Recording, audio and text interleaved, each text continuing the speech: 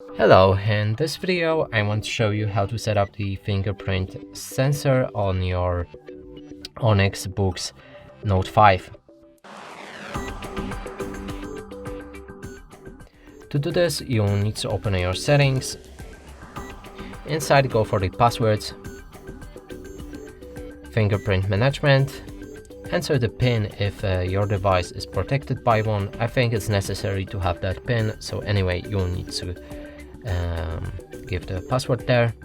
Now click on add a fingerprint, then you'll need to find the fingerprint sensor, and on this device I think it's located where the power key is, on top right here.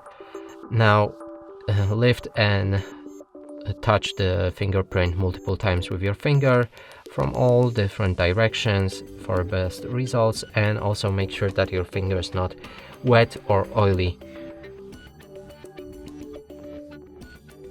Yeah, my fingers are worse for the fingerprint sensors and I'm never using them anyway, so but for you it should be pretty okay. Just perform this setup. When it's all done, you'll be able to unlock your device with a fingerprint. And that's it for this video. Hope you liked it. Please consider subscribing to our channel, leave a like and a comment below.